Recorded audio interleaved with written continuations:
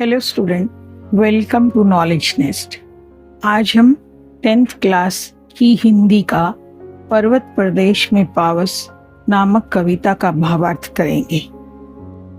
इस कविता के कवि सुमित्रा नंदन पंत हैं। पर्वत प्रदेश में पावस प्रकृति सौंदर्य की एक झलक प्रस्तुत करती है। इस कविता में पर्वतीय क्षेत्र में वर्षा के दृश्य और उसके प्रभाव का मनोहारी चित्रण किया गया है। ये दृश्य जादू के खेल की भांति पल पल में परिवर्तित होते हैं। पर्वत झरने आदि पर मानवीय भावनाओं का आरोपण किया गया है। वर्षा ऋतु में कवि को यहाँ का दृश्य देखकर ऐसा लगता है कि मानो मेखलाकार पर्वत अपने ऊपर खिले सुमन रूपी नेत्रों से तालाब के पारदर्शी दल में अपना प्रतिबिंब देख रहा हो। साथ ही उसे पर्वतों के नीचे का तालाब दर्पण की भांति प्रतीत होता है। पहाड़ों के बीच में बहने वाले झरने कलकल करती आवाज से ऐसा लगता है मानो वो पर्वतों का गौरव गान कर रहे हों। पहाड़ों की छाती पर उगे वृक्ष ऐसे लगते हैं कि मानो मन में आकांक्षाएं लिए आकाश की ओर निहार रहे हों। कभी बादलों के छा जाने से पर्वत दिखाई नहीं देते, कभी झरने दिखाई नहीं पड़ते, केवल उनका स्वर सुनाई पड़ता है।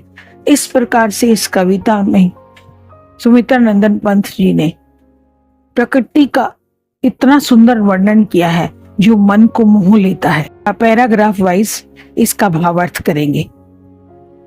पावस ऋतु की पर्वत प्रदेश पल पल परिवर्तित प्रकृति वेश। इन पंक्तियों में वर्षा ऋतु में पहाड़ों का मनोरम दृश्य का वर्णन किया है। प्रकृति पल पल अपना रूप बदलती है और किस तरह से वह सुंदर लगती है, मन को भाती है, उसका वर्णन है।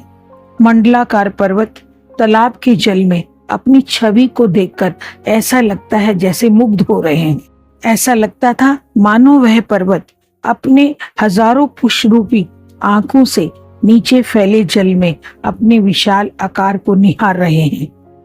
पर्वत के पांवों के नीचे विशाल तालाब है जिसका जल दर्पण की तरह चमकता हुआ स्वच्छ और पारदर्शी था और ऐसा लगता है कि पर्वत उसमें अपना प्रतिबिंब झांक कर प्रसन्न हो रहे हैं। इस पैराग्राफ का भावार्थ यह है कि पावस ऋतु में पर्वतीय क्षेत्र में प्राकृतिक सौंदर्य प्रतिक्षण बदलता रहता है और नया रूप दिखाई देता है और कवि को ऐसा लगता है कि मानो प्रकृति पल पल अपना रूप बदल रही थी। सामने विशालकाय पर्वत करधनी के समान दूर दूर तक फैला था और उस पर हजारों फूल खिले थे और वो फूल मानो पर्वतों की आंखें हों और वो उन आंखों द्वारा वर्षा जल से निर्मित दर्पण रूपी तालाब में अपने आप को निहार रहे थे। अगला पैराग्राफ है। गिरी का गौरव गाकर झरझर मद में नस नस उत्तेजित कर मोती की लड़ियों से सुंदर झरते हैं झाग मेरे निर्जर। अब इन पंक्तियों में कवि ने झरनों का वर्णन किया है कि वो किस तरह से मधुर ध्वनि करते हैं। कवि कहता है कि पर्वतों से बहते झरनों और ऊंचे वृक्षों की सौंदर्य बहुत देखने में मनमोहक लगता है। ये झरने इतनी मधुर ध्वनि करते हैं कि मानो वो पर्वतों की महिमा का गुणगान गा रहे हैं। पहाड़ों पर बहने वाले झरने झाग से भरे हुए हैं और ऐसे सुंदर लगते हैं कि मानो ये मोती की लड़ियां हों। इनके स्वरों से नस नस में उत्तेजना भर जाती है, रोमांचित हो जाता है देखने वाला और सुनने वाला। प्रकृति के सुंदर दृश्य से तन मन रोमांचित हो जाता है। पर्वत की छाती पर ऊंचे वृक्ष मन में उठी आकांक्षाओं के समान है, ऐसा कवि ने वर्णन किया है। और आकाश शांत है, तो ये शांत आकाश में झांकते हुए एकदम मौन, अपलक, अटल और चिंतित खड़े हैं। कवि यहाँ कह रहा है कि पहाड़ों के ऊपर जो ऊंचे ऊंचे वृक्ष हैं वो आकाश की ओर देख रहे हैं। ऐसा लगता है कि वे उच्च आकांक्षाओं के प्रतीक हैं। नीला आकाश है, शांत है, उस पर्वत ऊंचे ऊंचे हैं तो ऐसा लगता है मुंह उठाकर सिर खड़े हुए हैं, चुपचाप समाधि की अवस्था में कुछ सोच रहे हैं।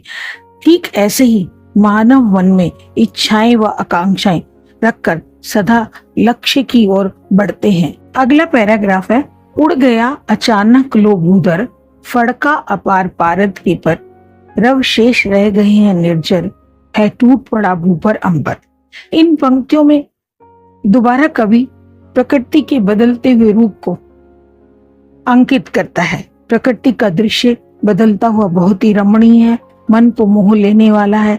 वर्षा ऋतु में बादलों के अचानक उठने, आकाश में छाने और उसके बाद मूसलाधार बारिश बरसती है तो किस तरह से जब पानी गिरता है, बारिश की बूंदें तेजी से गिरती हैं तो पानी से धुआं उठता है और जो मन को मोह लेता है। शाल के वृक्ष भी मानो भयभीत होकर धंस गए हों, तालाब से धुआं उठने लगता है। ऐसा प्रतीत होता है कि मानो इंद्र भी अपनी जादूगरी के खेल दिखाता हुआ इधर उधर घूम रहा है। अभिप्राय यह है कि बादलों का पहाड़ पर पूरी तरह छा जाना और तेज वर्षा होना हावी आगमन करने का सूचक है। कोहरा जब ऊपर उठने लगता है तो शाल के वृक्ष उसमें छिप जाते हैं। इस दृश्य को देखकर कवि को लगता है कि वृक्ष नीचे धंसते जा रहे हैं और कवि को ऐसा लगता है कि यह सब इंद्र के द्वारा खेला हुआ जादू का खेल है। कभी तालाब में आग लग जाती है, कभी पहाड़ उड़ने लगते हैं और कभी झरने उनकी स्तुति का गान करने लगते हैं। ऐसा कवि को प्रतीत होता है। इस कविता का सार है कि कवि ने इसमें पर्वतीय क्षेत्र में प्रतिपल जो प्रकृति अपना रूप बदलती है, कभी वर्षा होती है, कभी धूप आती है, कभी बादल छा जाते हैं। धूप के निकलने पर आसपास का वातावरण बहुत अद्भुत हो जाता है।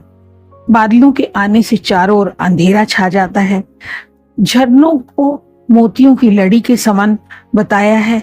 झरनों की जो आवाज है उसको कवि ने बताया है कि वो ऐसा लगता है कि वो पहाड़ों का यश गान कर रहे हों। कवि ने इंद्र को बादल रूपी यान पर बैठाकर तरह तरह के जादू के खेल प्रस्तुत करता दिखाया है।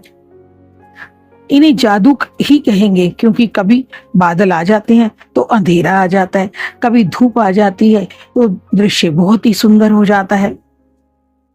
कभी कभी पर्वत दिखाई दे रहे हैं, कभी दिखाई नहीं देते, तो ऐसा लगता है पर्वत बादलों के पंख लगाकर गायब हो गया है। ये सभी जादुई दृश्य देखकर ऐसा लगता है जैसे इंद्र देवता जादू के खेल दिखा रहा हो। बच्चों, आपको ये कविता का भावार्थ अच्छा लगा हो तो इस वीडियो को लाइक करिए, ज्यादा से ज्यादा शेयर करिए और चैनल को सब्सक्राइब करिए।